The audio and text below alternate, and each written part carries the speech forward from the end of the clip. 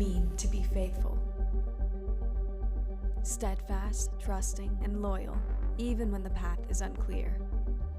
God doesn't need your faith to be perfect, but faith grows when it's tested.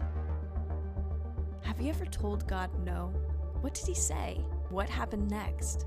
In the stories of God's faithfulness, we all play a part. Will you doubt? God has a plan, and it's never too late to listen for his voice. Time and time again, God has shown his faithfulness to his people, and he won't stop now.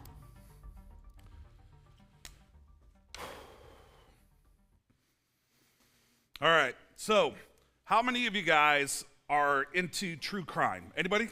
True crime, like you've seen, maybe you're not into true crime, maybe you like Law and Order. Anybody watch Law and Order at all? Maybe you watch CSI Miami, or CSI Miami is kind of old, and his lines were kind of weird. Maybe some of you watch CSI LA. Maybe some of you watched any of those other things. Maybe some of you just are into those weird. Maybe you're just into the weird, any of those dramas, any of that stuff. So I just want to let you know that you're not alone. 119 other million listeners and people are watching that as well as you in America. 119 million people. That's the reason why there's so much of it. So many people are doing that.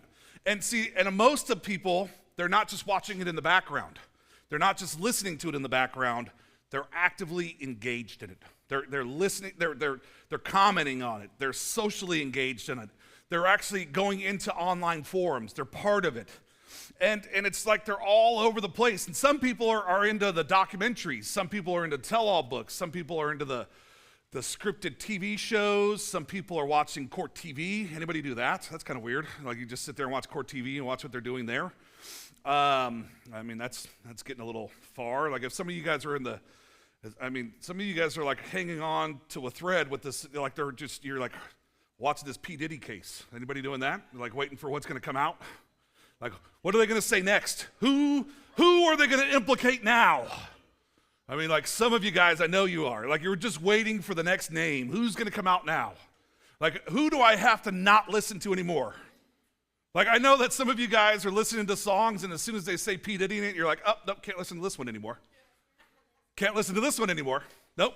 Oh, he produced this? Can't listen to it anymore. Nope, can't listen to this one anymore. See, some of us were just fascinated with what's right and wrong. We're fascinated with discovering and weighing somebody else's actions. Figuring out whether somebody else is worthy of the verdict given to them. That's just kind of what we are. And over the next couple of weeks, we're going to look at that impulse, and we're going to try and reach a verdict as we look at the lives of 4 people in Scripture. We're going to look, and today, we're going to look at some different defendants. We're going to look at some people that the Bible actually calls judges, and we're going to meet some of them in a moment, right? So first, though, we're going to open up to the New Testament, and we're going to open up to the Hall of Faith. And if you don't know where the Hall of Faith is, the Hall of Faith is in Hebrews 11, and it has the usual characters that we would think of that would be in the Hall of Faith. Might expect in them. You would think these biblical figures would be there, like David, Abraham, Moses. And so, but in Hebrews 11, verses 32 through 38, we also read about some less familiar names. And so here's what it says. It says, "And what more shall I say? I do not have time to tell about Gideon, Barak, Samson, and Jephthah, about David, Samuel, and the prophets, who through faith conquered kingdoms and administered justice and gained what was promised, who shut the mouth of lions and quenched the fury of flames and escaped the edge of the sword, whose weakness was turned to strength, and who became powerful in battle, and who rooted foreign armies, and women received back their dead and raised to life again. And there were others who tortured and refused to release so that they would may gain even better resurrection. Some faced jeers and flogging and even chains and imprisonment. And they were put to death by stoning, and they were sawed in two, and they were killed by the sword. And they went about in sheepskins and goatskins, and destitute and persecuted and mistreated. The world was not worthy of them. They wandered in deserts and mountains, living in caves and in holes in the ground. So it sounds impressive, right? But who are Gideon, Barak, Samson, and Jephthah. Who are they? Well, they're judges. That's who they are. And if you've never read Judges, and we're gonna look at this a little bit, but these judges aren't exactly how we look at judges today. We see judges today, and we think of them as they sit over a courtroom, and they wear robes, and they swing gavels. And in fact, back then, these judges would probably be more likely to swing a sword. That's probably what they would be. And in fact, the word for judges in Hebrew is actually closer to the word of ruler. It's actually shofet, S-H-O-F-E-T, shofet. It's the word, it's closest to ruler is what it would mean. And so one of these things that you would look at, as you would look back to this, most of these judges are often, former nobodies. Like you would go back into this, these are former nobodies that God often calls to lead the Israelites. And he calls them to lead them into battle, and he calls them, and he's counsel of, there's sort of political military leaders. It's kind of what these are. And they rise up after the death of Joshua. And they stand in as temporary leaders or guides. It's kind of that's what they are. And the stories of these judges, as you go through this, they aren't pretty ones. And in fact, they often tell, this book often tells the story of Israel's kind of downward slide. If you watch this and you read this, it's actually kind of like this line going downwards. And so, why are these Old Testament nobodies leading God's people seemingly nowhere worth remembering, and much less worthy of celebrating in the New Testament thousands of years later? Pardon me. So here's what Timothy Keller says. He says it's a cycle of decline and revival. But with each turn of the cycle, the decline is deeper, and the Israelites stay further and further away from their God-given mission. Like each time it cycles, they get deeper and deeper and further away from what God actually calls them. And so the book of Judges kind of examines this question: are the promises of God that's made to their ancestors truly unconditional, even when Israel doesn't hold up their end of the bargain? That's kind of the question here. Are they truly unconditional even when Israel doesn't hold up their end of the bargain? And we see this question and this cycle examine the lives of these judges. And so the first couple of judges are pretty stand-up people. We see Ehud and Deborah, and we would expect them to be in the Hall of Faith, but we don't see them there. As it goes on, we meet these judges and we see these messy decisions, and yet these other ones are listed in the Hall of Faith in Hebrews 11. So over these next 4 weeks, we're going to play this part of judge, jury, and a cloud of witnesses. This is kind of what the name of the series is. And so we're going to go back into this and we're going to open up. So if you have a Bible, we're going to open up to this, and each one of these judges we're going to look at, but we're going to open up to Judges 6. And so if you have a Bible, open up to Judges 6, and we're going to ask these two questions, and kind of one of these questions that you should think about, and maybe the same questions that they were asking back then: is his love consistent, and can he be trusted? Is his love consistent, and can he be trusted? And so we're going to open up and we're going to start with Gideon. And so does he deserve to be in Hebrews 11 is the question, right? And as he asks, is God really with us even when he feels distant? So in the beginning of this book, Joshua is leading the children of Israel into the promised land. He commands them to be faithful to God and the laws of the Torah. And if they do this, they will show all the other nations what God is like.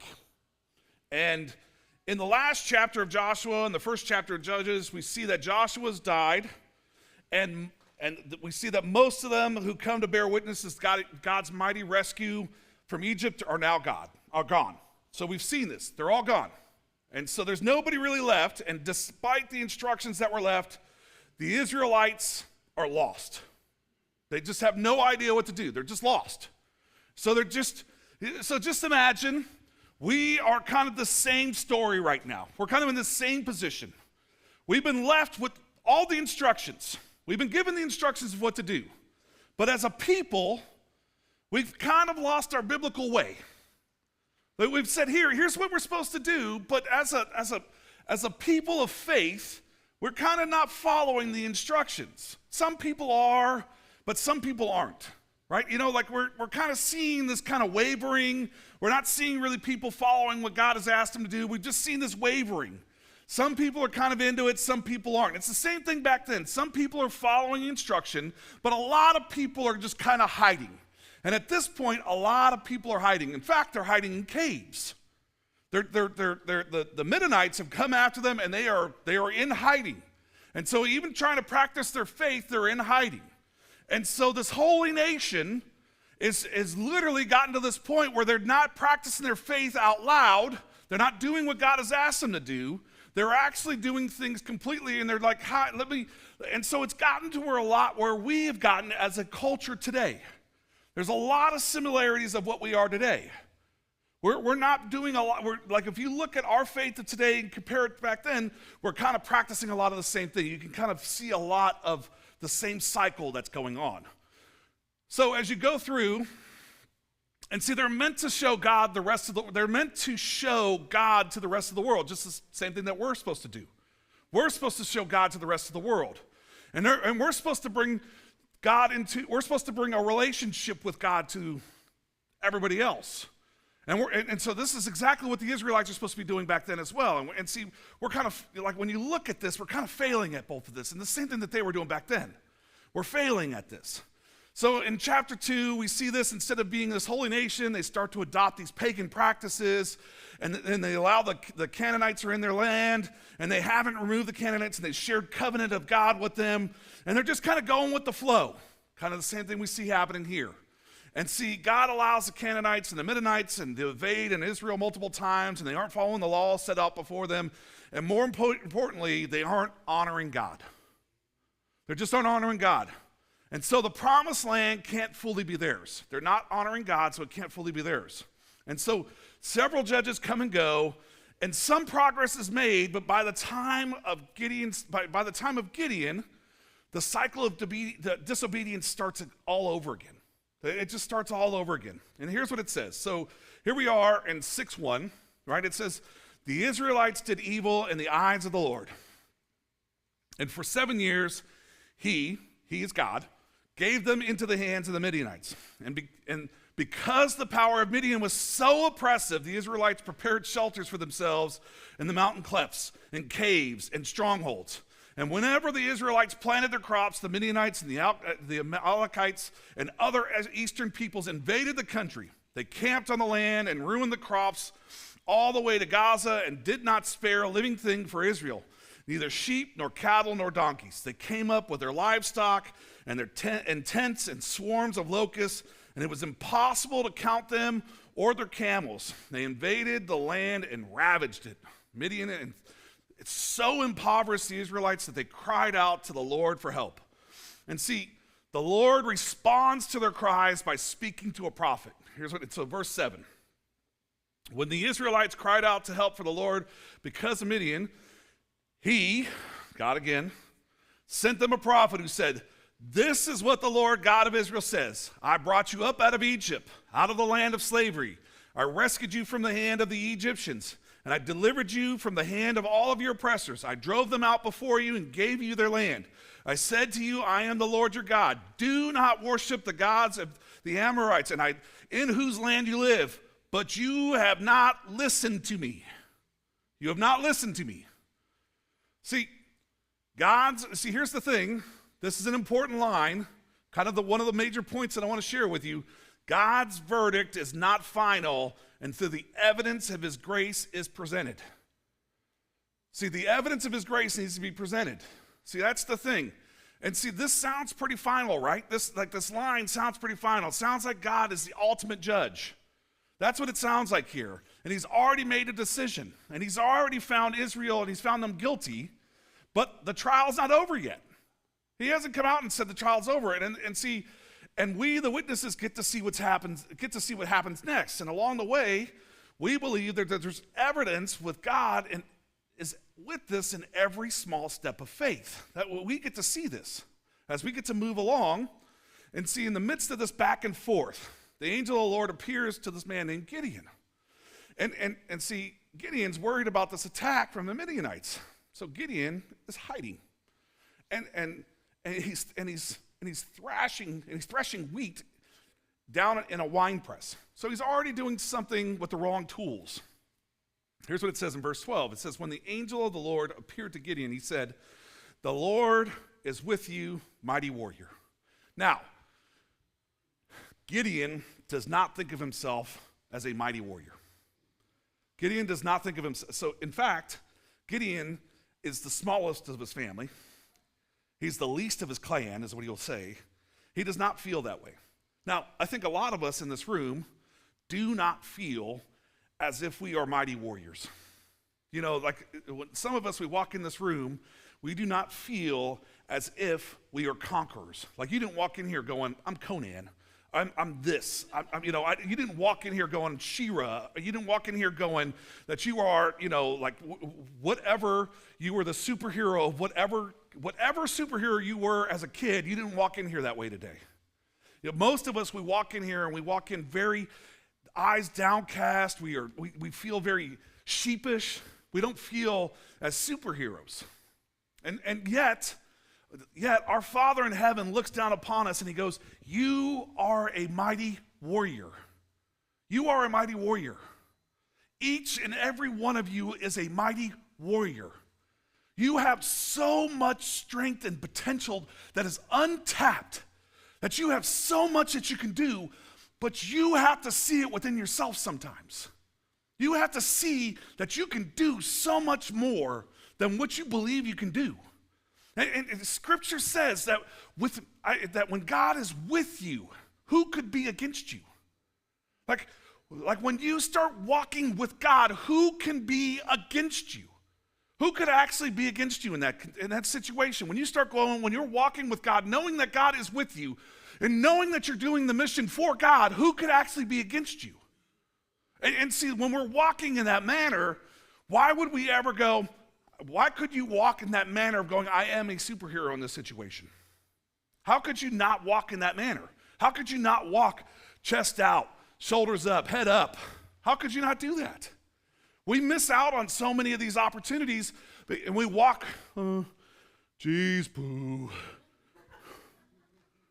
And that's how we get. We get so upset because we go, I don't feel as I'm a mighty warrior because I don't think that God tapped me with that potential. He did. Even if you're the smallest, even if you're the least, even if you're the lowest of your clan. See, the evidence of God's strength is often found in our weakness. See, in your weakness is where God's strength is going to be. See, I'll just tell you right now, there is very, very rarely in the Scripture when you see somebody who's already got it all together that God uses them. There's never a time where it says, well, this person was absolutely perfect, that God stepped in and was like, well, I'm going to use him. The only person that is Jesus. Everybody else, they've been broken. We have murderers, we have adulterers, we have people that are nothing but sinners are the ones that have been used to do the greatest works in the Bible. People that are broken, people that are hurting, people that are the ones that have done the greatest works have been the most broken. People that are like you and me are the ones that are doing the greatest works outside of Jesus. Why do you think that you're not a mighty warrior when God has used broken individuals time and time again to be mighty warriors? Like, own up to your calling and start saying, I am a mighty warrior. In fact, just go, I am a mighty warrior. Well, I heard one person. How about everybody else? Like, I am a mighty warrior. Well, we're getting there. Let's try again. See, I hear it. I am a mighty warrior. There we go. See, like you have to convince yourself. Like some of you are like, I think I'm a mighty warrior, maybe. But you need to have that thought process going. You need to get up in the morning before you put your feet on the floor. I'm a mighty warrior. I'm going to do today. Today is my day. I'm going to tackle today. In my weakness, I will be a mighty warrior. Today, I will tackle today, and I will be a mighty warrior. Today, I will step out, and I will, with the strength that God has already given me, I will tackle today and I will be a mighty warrior. Go with the strength that I already have and I will be a mighty warrior. See, that's what it needs to be. I will go out and do what God has asked me to do and I will be a mighty warrior. See, that's where we need to be at. We could end today's sermon right there and just go, that's enough. Let's go out. Let's go be a mighty warrior. I mean, we got more to cover, but let's go be a mighty warrior. Let's go do this. See, Gideon is startled. And see, we can see that there's this rather humorous dichotomy between God's words and Gideon's actions, by the way. We can see that it goes back and forth. Gideon is literally hiding, and he hardly is giving off the mighty warrior vibes, right? He's hardly doing this. But the name isn't what Gideon's responds to or the contest. He actually comes out and he goes, pardon me, my Lord. That's like pardon me. He goes, but if the Lord is with us, he doesn't even give up. He doesn't even say the mighty warrior thing. That's not even the question that comes up.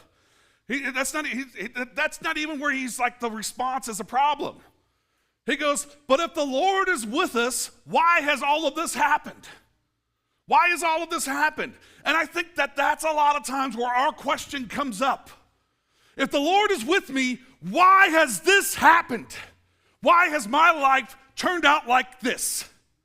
Why is it that I'm hiding in a cave? And some of us is going, why am I broke? Why am I struggling? Why am I dealing with this? Why am I hurting? Why am I depressed? Why do I have anxiety? Why am I struggling with this? Why am I dealing with this? Whatever your this is. Why am I dealing with addiction? Why am I struggling with these things? Why has all of this happened to me? If the Lord is with me, why has this happened? See, that's where we're at. Pardon me, Lord. Pardon me. I just want to be polite here. Why does my life suck? Pardon me. Help me out.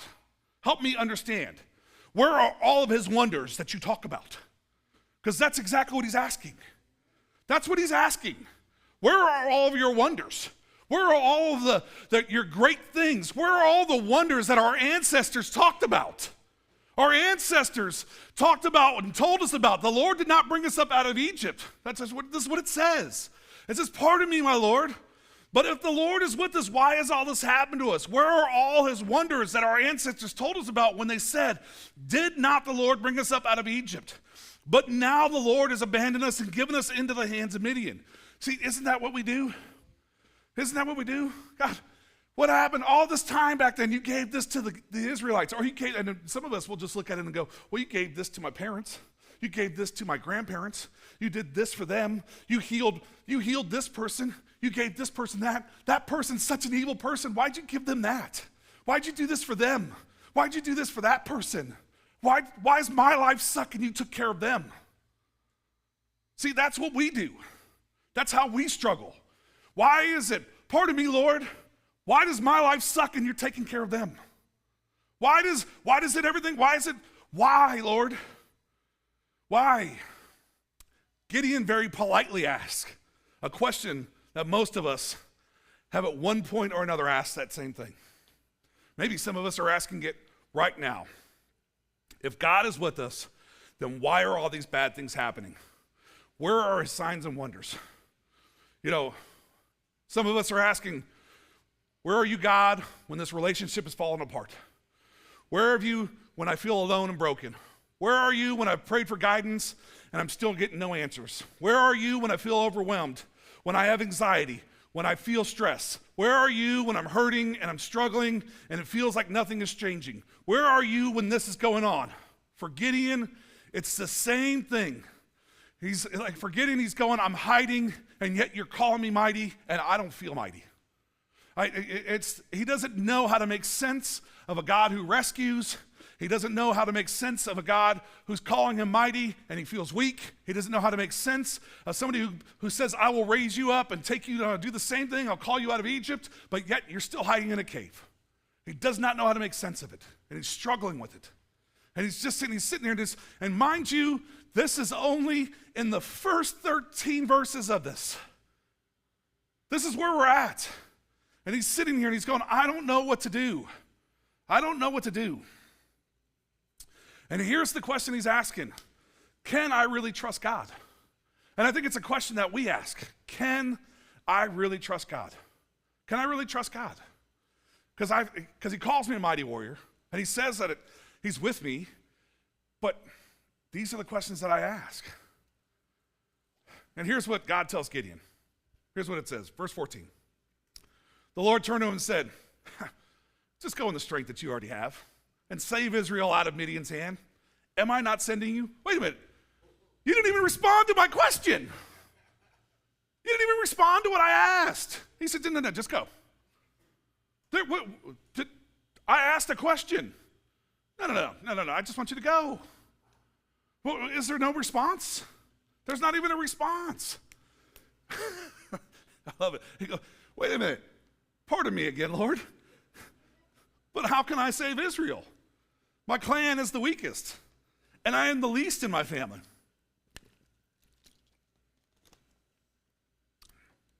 He says, and the Lord answered, I will be with you, and you will strike down all the Midianites and leaving none alive. And at this point, Gideon does what a lot of us do. He counts himself out, right? He just counts himself out. He just knows, and he lists the reasons why he won't be able to do it. He just goes, I can't do it. See, and there's another Hall of Faith member that you go through, and he just can't do it, and we'll talk about that. In Exodus 3:11, that same question comes up. Who am I that I should go to the Pharaoh? Who am I that I should go to the Pharaoh? Who am I that I should be able to go do this? In Exodus 4:10, but he reminds the Lord of his weakness. But God goes on with Moses, and through the Lord's power, Moses accomplishes all that God commands. So Gideon should know the story well, and yet he does the same thing as his ancestor. Why? Because he doesn't trust God. He doesn't trust God. He doesn't believe that God's actually going to show up. He doesn't believe that God is going to do what he says he's going to do. But he knows he has to do something. He knows he has to do something. So Gideon replies, verse 17, he says, if now I have found favor in your eyes, please give me a sign that it's really you talking to me. See, isn't that what we do? Wait a minute here, God. So here's what happens. I love when you guys respond to me this way. I love it. I come to you, I ask you a question, and you guys respond, ooh, let me seek God in prayer with that. Just tell me no, by the way. Just say that, okay? Just say, oh, I'm going to pray about that. Just say no, because that's what that really means. That's because I know never to ask you again. I'm going to pray about that. Okay, no. But here's what it is. Show me a sign that it's really you talking to me. Please do not go away until I come back and bring my offering to set it before you. And see what's happening here is that God he's trying to test God. He's what he's trying to do. And the Lord said, I will wait for you to return until you return. And so Gideon went inside and prepared a young goat and, excuse me, I'm sorry. From Epna and flour, and he made bread without yeast, putting in the meat in the basket and its broth in a pot, and brought it to them and offered them to him under the yoke. And the angel of God said to him, take the meat and the unleavened bread and place it before them on this rock and pour out the broth. And Gideon did so, and the angel of the Lord touched the meat and the unleavened bread, and with the tip of the staff that was in his hand, fire flared up from the rock, consuming the meat and the bread, and the angel of the Lord disappeared. And when Gideon realized that it was the angel of the Lord, he exclaimed, alas, the sovereign Lord, I have seen the angel of the Lord face to face. See, the third thing here, the evidence of faith is small steps of obedience. See, oftentimes we have to take small steps of obedience. See, it's hard to just jump in sometimes very fast. It's hard to just I'm jumping in all the way. See, Gideon is shocked and he's a little afraid. But over the next chapter and a half, we will see evidence of Gideon's faith growing stronger and stronger as he chooses to believe that God's in fact with him. And as you continue to go through and you read this, you'll see that his faith continues to grow stronger and stronger and stronger. He tears down statues of a foreign god. He makes an altar to the Lord. And he continues to do these things as you look and you see, as you read Judges 6:32, and you'll see that When God tells him to reduce the number of men in his army to a laughable amount, Gideon listens, and ultimately in a fury of dreams and trumpets and broken clay pots, Gideon and his men successfully attack, and the Midianites are driven back. You know, and you just start to see this, and the God of Abraham, Isaac, Jacob, and Moses show up for his people. Like, you start to see what happens, and you see the faith, and you start seeing things that go through, and you see that God does as he promised what he would do. See, Gideon tests God. Gideon puts him on trial. And if you will, like if you look at this, that's what he does. And there's this common theme that you'll see across the book of Judges. Is God who he says he is, and are the stories of him true today? That's this question that they'll ask over and over and over again. And we'll come back to those questions over and over again over the next several weeks, because it's the same questions that they asked back then. Is God who he says he is, and are there stories still of him true today? That's because those are the questions that they're going to be asking over and over again from the same four judges that we're going to be talking about. And so we're not going to see these quick responses all the time. And we're not going to see these profound statements of "you are a mighty warrior." We're not going to see that from each one of them, because they're not all there. We're going to actually see some catastrophic failures and some especially with Samson. With Samson, you see a catastrophic failure, and we see some amazing stories, but we also see amazing redemption that happens with Samson. And Samson sacrifices himself.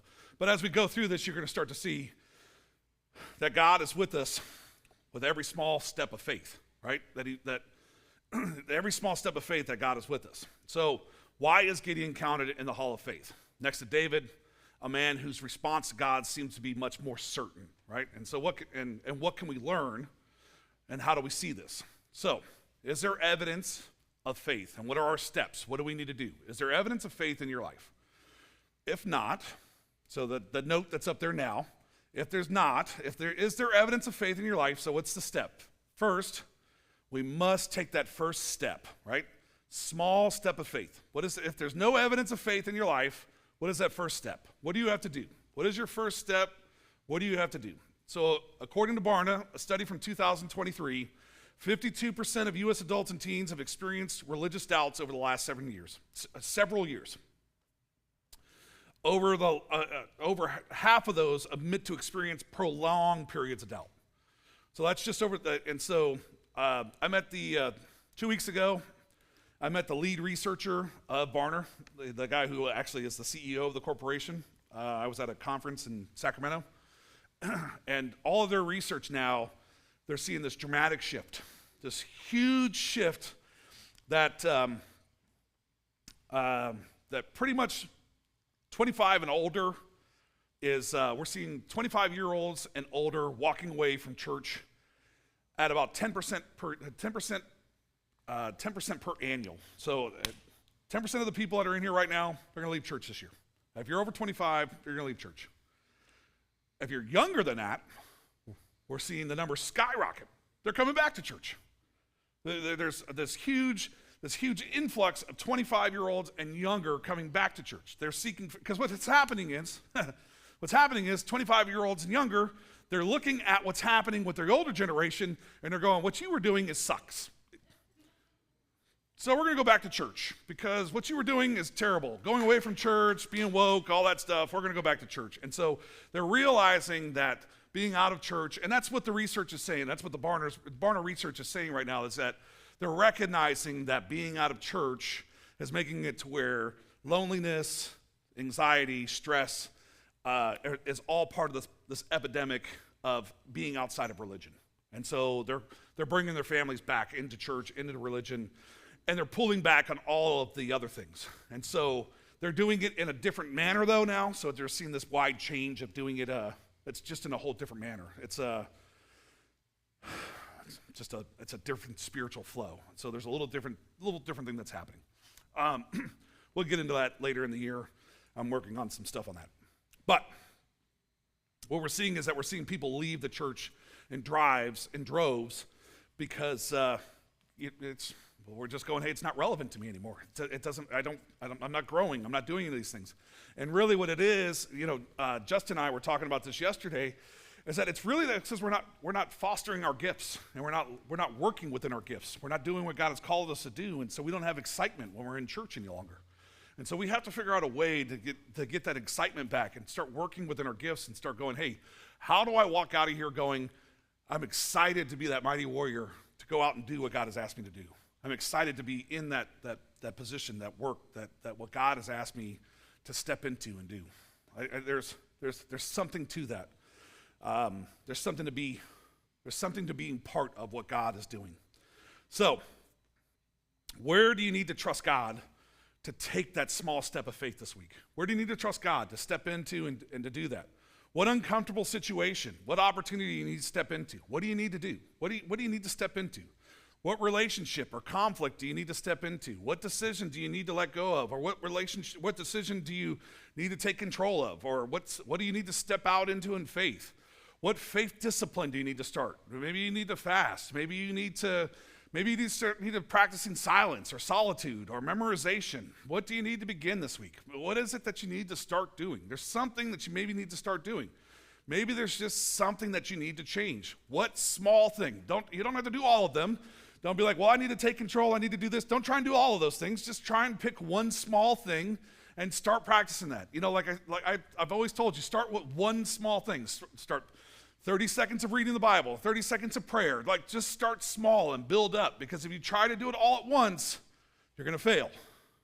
It's about atomic habits, which is micro and adding. Just keep adding. Small habits, keep adding them in. See, Gideon's hardly going to be convicted of having a hardened faith immediately. He dips his toe in. That's what he does. He dips his toe in, and he goes, I want to be certain I can count on God. So he dips his toe in, and then he goes, and it's kind of like how we are. Like, anybody in here? How many of you guys jump right into the pool? You go up to a pool, you jump right into it? Anybody? You're like, I know some of you, you're like, I got to get in right away, right? I don't care about shrinkage. I don't care about anything. Some of you are like, I'm in. You're like, that's just how it is. But most people, they walk up to the pool, they do this number, right? And they're like, let me do, You put your foot in, you're like, oh, it's cold. And then you go find the stairs, and you wander down the stairs a little bit, and then some of you are like, all right, I'll jump in. But there's a process. There's this process, that you don't just jump in. So dip your toe in, and then put your ankle in, and then you jump in. Whatever you got to do, but you got to start a process. Let's look at verse 25. So 25, and we're gonna run through a few of them here. That same night, the Lord said to him, take the second bull from your father's herd, the one 7 years old. Tear down your father's altar to Baal and cut down Asherah pole besides it. Then build a proper kind of altar to the Lord your God on top of this height. Using the wood of the Asherah pole that you cut down, offer the second bull as a burnt offering. So Gideon took 10 of his servants and did as the Lord told him. But because he was afraid of his family and the townspeople, he did it at night rather than during the daytime, right? So, why do you do it at night? While Gideon obeys the Lord under the cover of night, it is still evidence of him taking a step. He's like, hey, all right, I'm going to take this step. I'm going to do it. I'm not going to do it in the bright daylight, but I'm going to do what you've asked me to do, because I'm trying to be faithful, but I'm not ready to step out and do it quite under the bright lights, right? I'm just not ready to do that. It's like for me to go, hey, why don't one of you guys come up here and give the message? Some of you aren't ready quite yet to come up here and do that.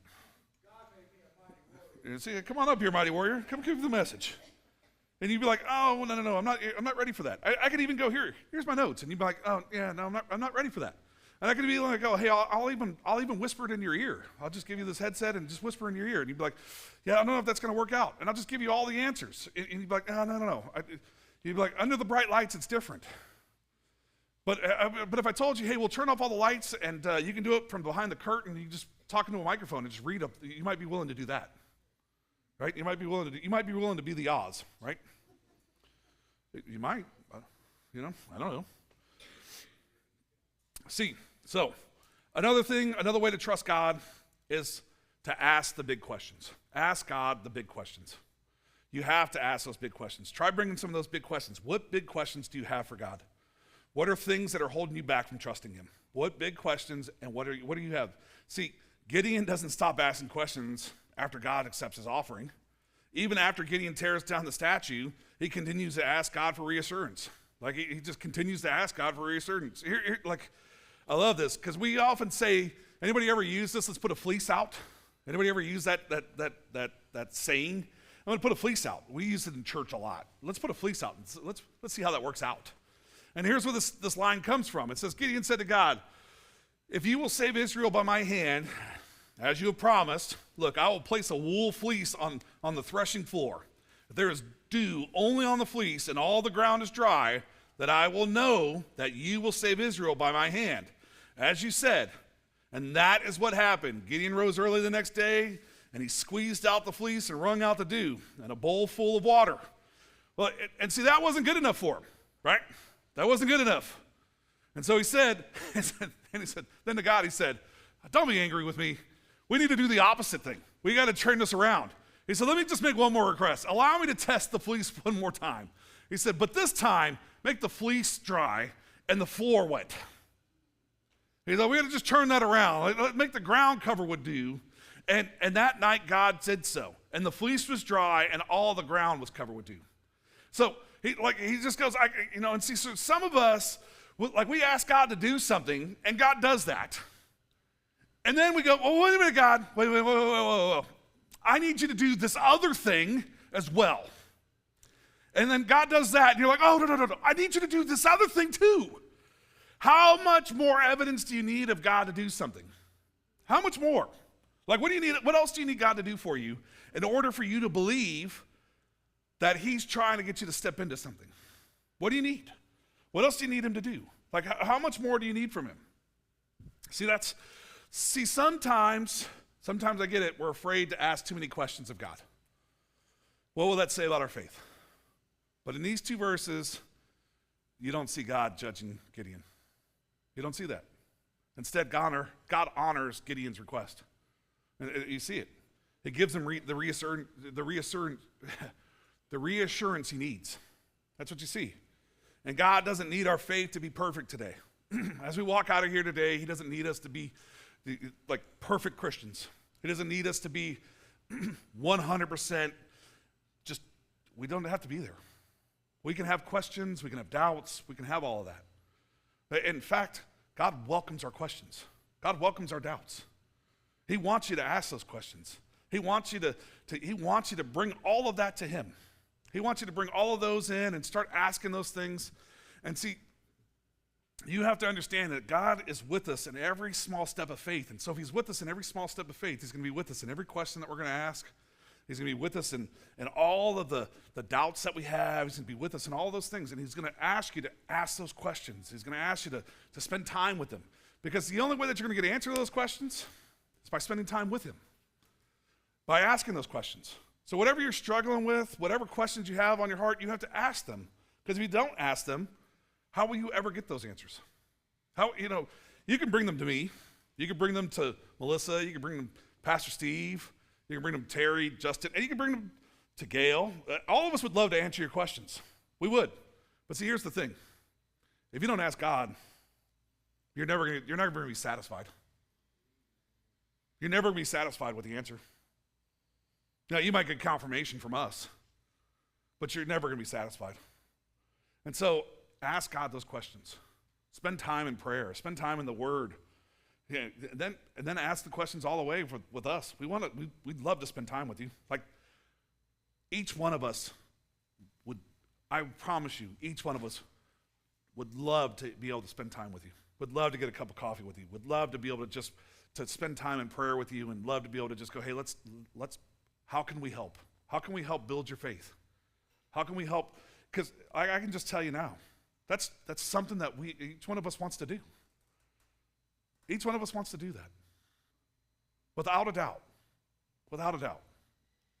And see, each one of us here has said, hey, we will step into that. And I'm volunteering some people in here, but I'm just telling you now. But maybe I've volunteered them just now. But But see, that's the thing, is that we want to step in, we want to help you. And that's kind of some of the responsibility that we've said, hey, we want to do this in order to help you grow in your faith.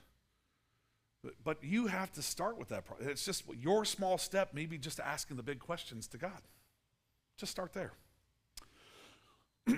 Let's start with prayer right now, though. Let's start here. Father, thank you. Thank you for today. Thank you for this message of Gideon. Thank you for making each one of us a mighty warrior. Thank you for making it to where each one of us can start each day before we put our feet on the floor going, thank you, God, for making me a mighty warrior, for calling me out to do the work that you've placed before me, to saying that I can go out and do today because you have made me a mighty warrior and that you are with me, that who could be against me of doing the work of today, that you said go out and conquer the day because I have already given you the strength to do it. Father, thank you for entrusting me to do the work. Thank you for entrusting each one of us to do the work. Thank you for saying that we are your hands, your feet. We are the ones that you've said that I know that you can do this, that you've said that we will be your ambassadors. We will be the ones that will love this community, will love your children, will love those around here. We will be the ones that will be your representatives to those who don't know you, that even though we don't know everything, that we don't know everything about you, that we are still trying to figure it out every day as we go along, that you still say that we are good enough, that as we ask questions, that you don't judge us for that you continue to say that I will answer, I will love you, and I will continue to give you what you need and surround you with people that want to give you the information that you need. So, Father, thank you for surrounding us with the wisdom and the people that you have surrounded us with. Those that want to love on us, those that want to feed us, those that want to continue to pour wisdom into us. Scripture says that if we ask for wisdom, that you will provide it. And you have provided it with so many people here in this room that want to pour out wisdom. Father, help us to receive that wisdom. Help us not to be afraid to ask for it. Help us to look at our elders, and help us to look at those around us and go that there is so much wisdom to be poured out that it's a joy to be able to receive that. Father, help us to see Gideon, while he saw himself as the least, and as he saw himself as the lowest, that you saw him as a mighty warrior. Help us to see ourselves, while we see ourselves as depressed, we see ourselves as anxious, we see ourselves as oftentimes scared and lonely. Help us to see ourselves as strong as you do. Help us to see ourselves as good enough. Help us to see ourselves as how you see us, as your sons, your daughters, as your princess, as your princes, as your mighty warriors, as your soldiers to do this battle out here. Father, thank you. Thank you for today. Thank you for what you're doing. And thank you for just the changes in the heart that you've started to make here in this place today, and all that you are doing throughout everybody who will come in contact with this message, whether it's online or whether it's whether it's live or recorded or just out there and about. So, Father, thank you. It's in your Son Jesus' name that we pray. And we all said, amen.